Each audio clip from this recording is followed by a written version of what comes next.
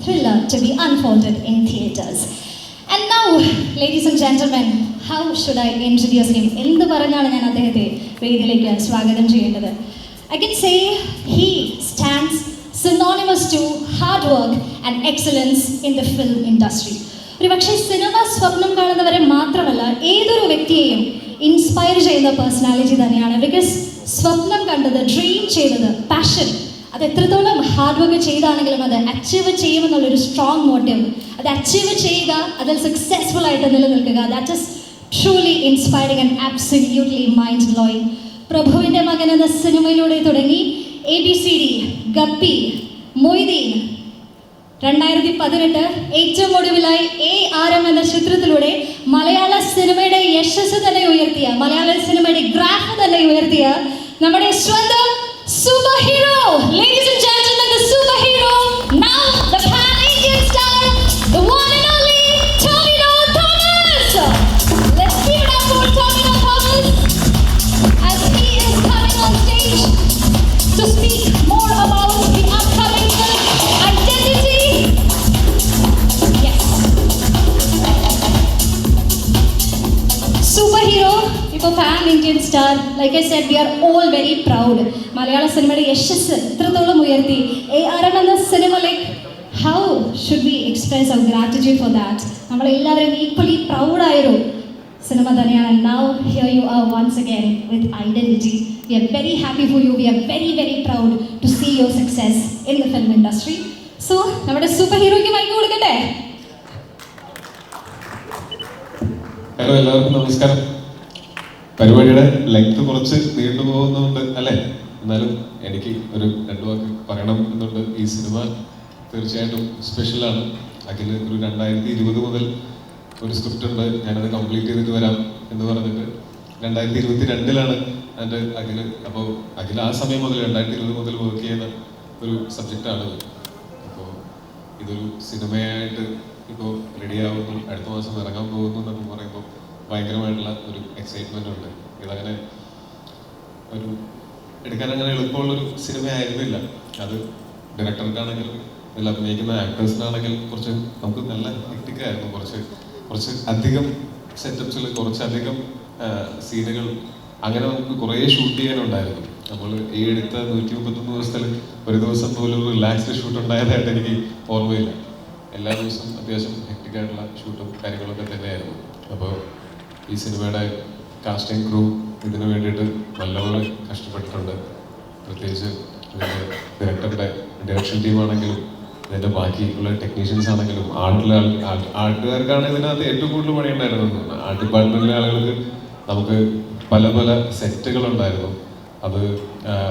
അതൊക്കെ പല സമയത്ത് മാറ്റി വേറെ ആക്കണം, അത് കഴിഞ്ഞ് തിരിച്ചിതുപോലെ തന്നെ ആക്കണം.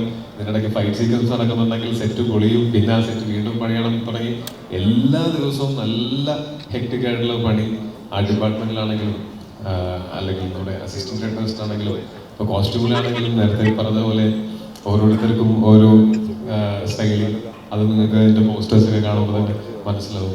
എല്ലാ ക്യാരക്ടേഴ്സിനും അങ്ങനെ ഇൻഡിവിജ്വൽ ഒരു സ്റ്റൈൽ ഓഫ് ഡ്രസ്സിങ്ങും ഒക്കെ ആയിട്ട്. അപ്പം അങ്ങനത്തെ എല്ലാ ഡീറ്റെയിലും നമ്മൾ ഒരുപാട് ശ്രദ്ധിക്കുന്ന സമയത്ത് അത്രയും എഫേർട്ട് തീർച്ചയായിട്ടും ആ സിനിമയുടെ പിന്നിൽ ഉണ്ടായിട്ടുണ്ട്. പിന്നെ ഇതിൻ്റെ ടെക്നീഷ്യൻസ് എല്ലാവരും എന്ന് പറഞ്ഞാൽ അഖിൽ, ഞാൻ അങ്ങനെ ഇടയ്ക്ക് പറയും, പകുതി തമാശയായിട്ട് ഞാൻ പറയും, അഖിലൊക്കെ ഭയങ്കര സെൽഫിഷാണ്. പക്ഷെ അഖിലിന്റെ സെൽഫിഷ്നെസ് എന്ന് പറയുന്നത് ഈ സിനിമ നന്നാവണം എന്നുള്ളതാണ്. അപ്പോൾ അനസ് കുറച്ചും കൂടെ ഒരു സൈലന്റ് ടൈപ്പാണ്. നമുക്ക് എന്തെങ്കിലും പറഞ്ഞ് പറ്റിക്കുകയാണെങ്കിൽ പറ്റുന്ന ഒരാളാണ്. അഖിലിനെ നമ്മൾ ആ വർക്ക് നമ്മുടെ കയ്യിൽ നിന്ന് ഇവൻ ഏത് വിധേനയും നമ്മളെ കൊണ്ട് പണിയെടുപ്പിക്കുക എന്നുള്ളതാണ്. പക്ഷെ ആ സെൽഫിഷ്നെസ് തന്നെയാണ് ഞാൻ അഖിലിലും അനസിലും കണ്ട ഏറ്റവും നല്ല ക്വാളിറ്റി. കാര്യം അവരവരുടെ വീട്ടിലേക്ക് കാറ് മേടിക്കാനോ വീട് മേടിക്കാനോ ഒന്നല്ലല്ലോ, ഈ സിനിമ നന്നാക്കാൻ വേണ്ടിയിട്ടല്ല അവർ സെൽഫിഷ് ആവുന്നത്. ആ സെൽഫിഷ്നെസ് അത്യന്തികമായിട്ട് ഈ സിനിമയിൽ വർക്ക് ചെയ്യുന്ന ഓരോരുത്തർക്കുമാണ് ഗുണം ചെയ്യുന്നത്. So thank you for being selfish. പിന്നെ ഞാൻ നമ്മളുടെ ഫോറൻസിക് എന്നുള്ള സിനിമ ചെയ്യുന്ന സമയത്താണെങ്കിൽ പോലും എൻ്റെ ട്രസ്റ്റ് എന്താണെന്ന് വെച്ചാൽ, അന്നും ഇന്നും ഒക്കെയുള്ള എൻ്റെ ട്രസ്റ്റ് എന്താണെന്ന് വെച്ചാൽ, അഖിലും മനസ്സും ഉഴപ്പിയിട്ട് ഒരു സിനിമ മോശമായി പോവില്ല. അപ്പോൾ ആസ് എൻ ആക്ടർ നമ്മൾ ഒരു സ്ഥലത്ത് ചെന്ന് നിൽക്കുന്ന സമയത്ത് ഒരു ഒരു ഒരു ഒരു സേഫ്റ്റി ഫീൽ ചെയ്യുന്നത് നമ്മൾ മോശമാവാൻ ഇവർ സമ്മതിക്കില്ല, ഈ സിനിമ മോശമാവാൻ ഇവർ സമ്മതിക്കില്ല, നല്ല പണിയെടുത്തോളും. നമ്മളെല്ലാവരും നല്ല പണിയെടുത്തിട്ട് സിനിമ പരാജയപ്പെട്ടു പോയി കഴിഞ്ഞാൽ നമുക്കതിൽ കുറ്റബോധം തോന്നേണ്ട കാര്യമില്ല. പക്ഷെ എൻ്റെ അനുഭവത്തിൽ നല്ല ആത്മാർത്ഥമായിട്ട് എല്ലാവരും പണിയെടുത്തിട്ടുള്ള എല്ലാ സിനിമകളും നല്ലപോലെ വർക്കായിട്ടുണ്ട്. അതുകൊണ്ട് തന്നെ ഈ സിനിമയിൽ ഞാൻ അത് തന്നെയാണ് പ്രതീക്ഷിക്കുന്നത്. പിന്നെ ഇതിലെ പ്രൊഡ്യൂസേഴ്സ് ആദ്യം രാജശേഖരായിരുന്നു ഈ സിനിമയിലെ രാഗ മൂവീസിന്റെ ബാനറിലായിരുന്നു. പിന്നീട് ഒരു ഘട്ടത്തിൽ Roy sir, CJ Roy sir നമ്മുടെ കോൺഫിഡൻറ്റ് ഗ്രൂപ്പും കൂടെ ഇതിൻ്റെ ഭാഗമായി. ഈ സിനിമ ഞാൻ ഈ പറഞ്ഞ പോലെ നമ്മളെല്ലാവരും ഇത്രയും ടെക്നീഷ്യൻസും ആക്ടേഴ്സും ഒക്കെ ഇത്രയും പണിയെടുക്കുന്ന സമയത്ത് ഈ പണിയെടുക്കാനുള്ള സാഹചര്യം ഒരുക്കി തരിക എന്ന് പറയുന്നത് അത് പ്രൊഡ്യൂസർമാരാണ് ചെയ്തു തരുന്നത്. ഈ സിനിമയ്ക്ക് ഈ കഥയെയും ഇതിൽ വർക്ക് ചെയ്യുന്ന ഓരോരുത്തരെയും വിശ്വസിച്ചുകൊണ്ട് ഇത്രയും അത്യാവശ്യം ഒരു ബഡ്ജറ്റ് ഉള്ള ഒരു സിനിമയാണ്. അത് നമ്മളെ വിശ്വസിച്ച് ഈ സിനിമയ്ക്ക് വേണ്ടിയിട്ട് ഇൻവെസ്റ്റ് ചെയ്ത് തുടങ്ങിയ രാജശേഖരും അതുപോലെ ഈ സിനിമ കണ്ട് ഈ സിനിമയിൽ ഉള്ള ട്രസ്റ്റ് കൊണ്ടും പിന്നെ ഞങ്ങളോടൊക്കെയുള്ള സ്നേഹം കൊണ്ടും, അത് ഇല്ലെന്ന് എനിക്ക് തോന്നുന്നില്ല, സ്നേഹം കൊണ്ടും കൂടിയാണ് ഇതിനെ സപ്പോർട്ട് ചെയ്യുന്ന റോയ് സാറിനും താങ്ക് യു സോ മച്ച്. പിന്നെ ഈ സിനിമ തിയേറ്ററിലേക്ക് വരുമ്പോൾ നമുക്ക് നല്ല ഒരു ഡിസ്ട്രിബ്യൂഷൻ നെറ്റ്വർക്ക് തന്നെയാണ് ഒരു സിനിമയെ സിനിമ എത്തേണ്ട എല്ലാ സ്ഥലങ്ങളിലേക്കും എത്തിക്കുന്നത്. അതിന് തീർച്ചയായിട്ടും ശ്രീ ഗോകുലം മൂവീസും അതുപോലെ ഡ്രീം ബിഗ് ഫിലിംസും ഇവർക്ക് നിങ്ങൾക്ക് ഓൾറെഡി എക്സ്പീരിയൻസ്ഡ് ആണ്. നിങ്ങൾക്കറിയാം എങ്ങനെയാണ് ഒരു സിനിമയെ കേരളത്തിനകത്തും കേരളത്തിന് പുറത്തേക്ക് എങ്ങനെയാണ് എത്തിക്കേണ്ടത്. സോ ഞങ്ങൾ വളരെ സന്തോഷത്തിലാണ് ഇങ്ങനൊരു അസോസിയേഷനിൽ. Thank you so much. പിന്നെ ഇതിനകത്തുള്ള എൻ്റെ ആക്ടേഴ്സ്, ഇപ്പോൾ വിനയ് സാറിൻ്റെ കൂടെയും കൃഷ്ണനാഥിൻ്റെ കൂടെയും വർക്ക് ചെയ്യുന്ന സമയത്ത് ഞാൻ കോളേജിൽ പഠിക്കുമ്പോൾ തിയേറ്ററിൽ പോയിട്ട് ഇവരുടെയൊക്കെ സിനിമകൾ കുറേ കണ്ടിട്ടുള്ളതാണ്. എന്നെ കണ്ടാൽ ഏകദേശം അവരുടെ പ്രായമാണെന്ന് തോന്നുമെങ്കിലും ഞാൻ വളരെ യങ്ങാണ്. അപ്പോൾ എനിക്ക് ഈ പറയുന്ന പോലെ ഞാൻ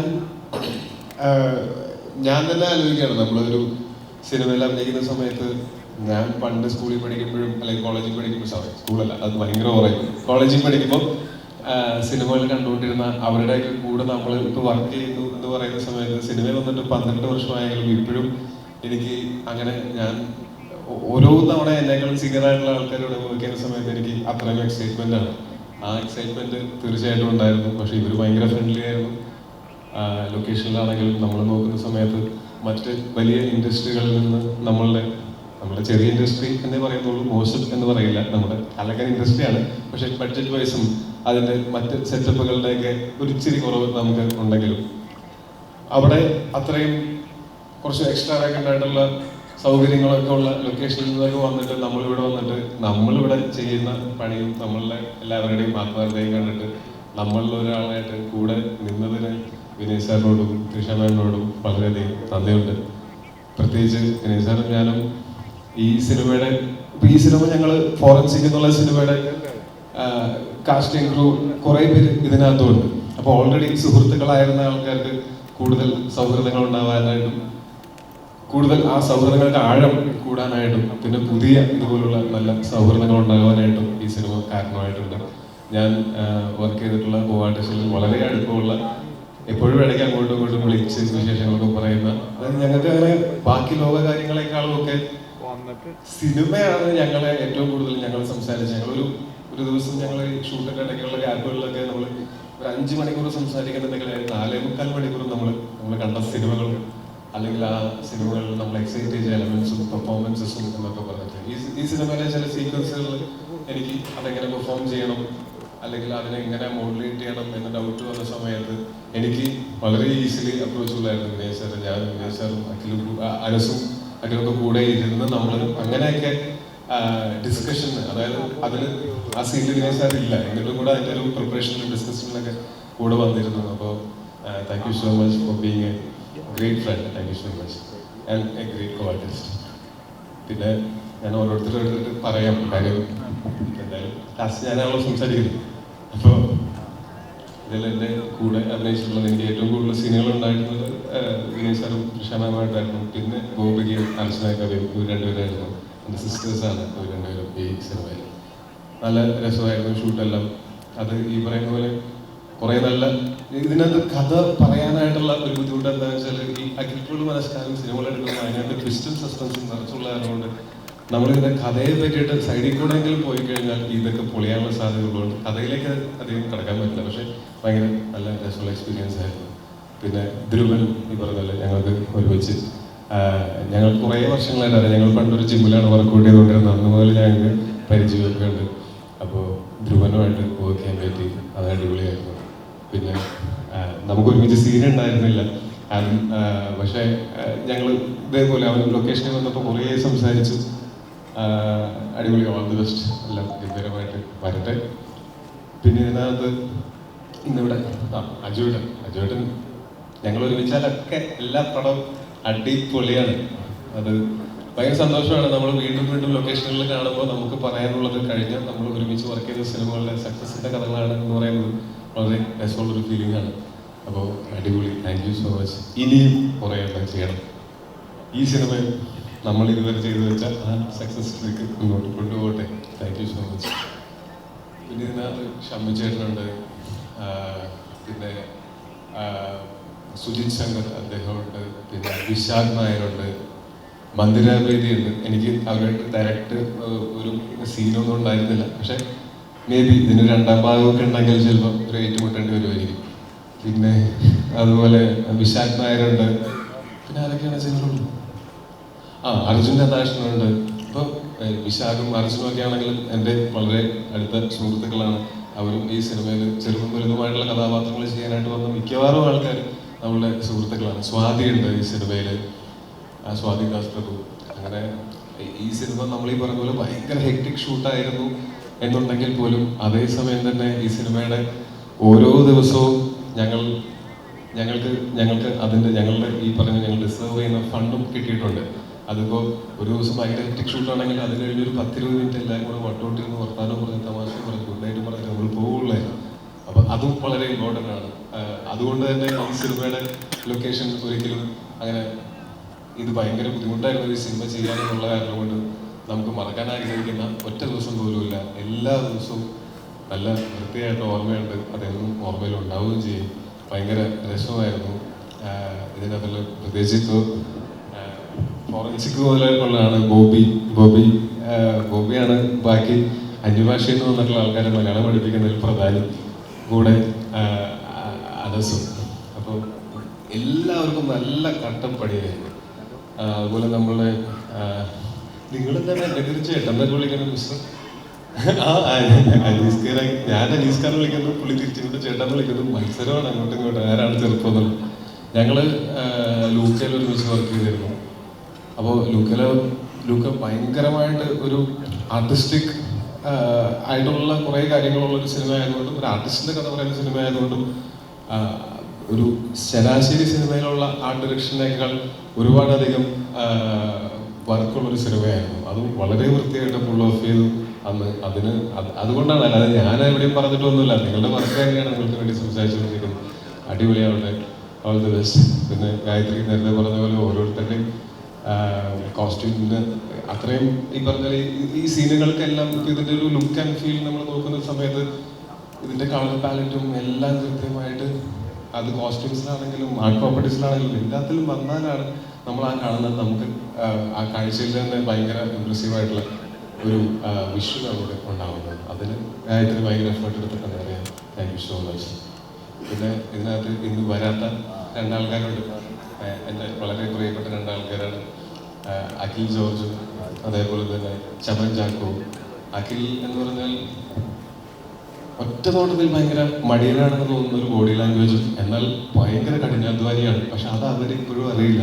അവരെപ്പോഴും വിശ്വസിക്കുന്നത് അവരൊരു മടിയനാണെന്നും എന്നെ കൊണ്ടൊന്നും വയ്യ എന്ന് പറഞ്ഞ അപ്പം തന്നെ തോളത്തേക്ക് ക്യാമറ എടുത്ത് വെച്ച് എല്ലാ കാട്ടിലും അവരാണ് കള ചെയ്യുന്നത്. അപ്പൊ പിന്നെ അവൻ എത്രത്തോളം ഹാർഡ് വർക്കിംഗ് ആയിട്ടുള്ള ആളാണെന്ന് അവർ മനസ്സിലാക്കുന്നത്. പക്ഷെ അവരെപ്പോഴും അറിയില്ല അവൻ അത്രയും ഹാർഡ് വർക്കിംഗ് ആയിട്ടുള്ള ആളാണെന്ന്. പക്ഷെ വളരെ അടുത്തൊരു സുഹൃത്തുമാണ് എൻ്റെ.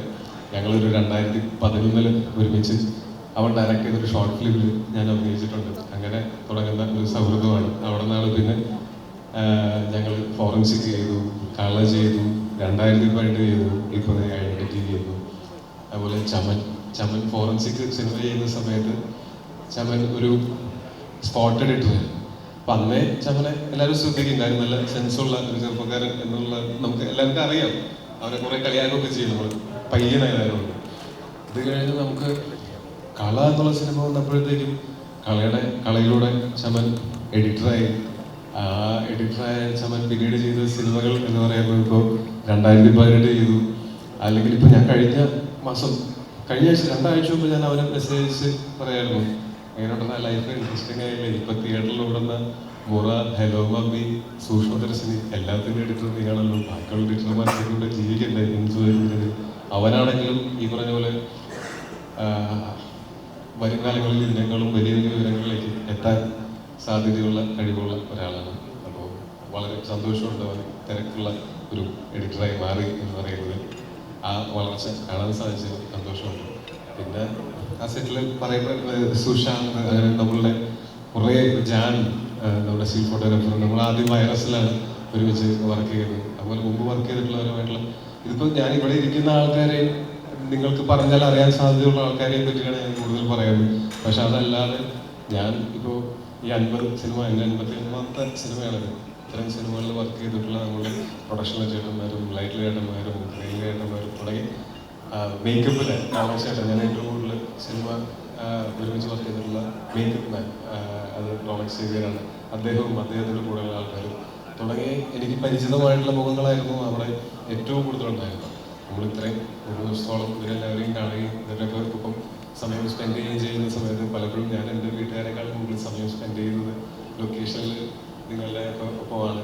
അത് ഓരോ ദിവസവും വളരെ നല്ല എക്സ്പീരിയൻസസ് തരുന്നതിന് എല്ലാവർക്കും ഒരുപാട് നന്ദി, സ്നേഹം. പിന്നെ ഇതിനകത്തുള്ള ആക്ഷൻ ഡയറക്ടേഴ്സ്, ഇതിനകത്തുള്ള ഒരു ഫൈറ്റ് സീക്വൻസ് ചെയ്തിരിക്കുന്നത് യാനിക് എന്ന് പറയുന്ന ഫൈറ്റ് മാസ്റ്ററാണ്. പുള്ളി ഫ്രഞ്ചാണ് ശരിക്കും, പക്ഷെ ഹോങ്കോങ്ങിൽ സെറ്റിൽഡ് ആയിട്ടുള്ള ആളാണ്. പുള്ളി ഇവിടെ വർഷങ്ങളായിട്ട് ഇന്ത്യൻ സിനിമയിൽ വർക്ക് ചെയ്യുന്നുണ്ട്. അപ്പോൾ അദ്ദേഹത്തിൻ്റെ ഒരു റോൾ ഉണ്ടായിരുന്നു. അതും ഭയങ്കര നല്ല ഒരു എക്സ്പീരിയൻസ് ആയിരുന്നു. ഞാൻ എൻ്റെ ലിമിറ്റ്സിനെ കൂടുതൽ പുഷ് ചെയ്യാനായിട്ട് അവർ സഹായിച്ചിട്ടുണ്ട്. അതിന് വേണ്ടിയിട്ട് ട്രെയിനിങ്ങും കാര്യങ്ങളൊക്കെ ഉണ്ടായിരുന്നു. അത് ഭയങ്കര എന്താ പറയുക, അതിൻ്റെ ഔട്ട്പുട്ട് കാണുന്ന സമയത്ത് നമ്മളെടുത്ത ഹാർഡ് വർക്ക് മുഴുവൻ അത് നമുക്ക് പേ ബാക്ക് കിട്ടും എന്ന് നമുക്ക് തോന്നുന്നു.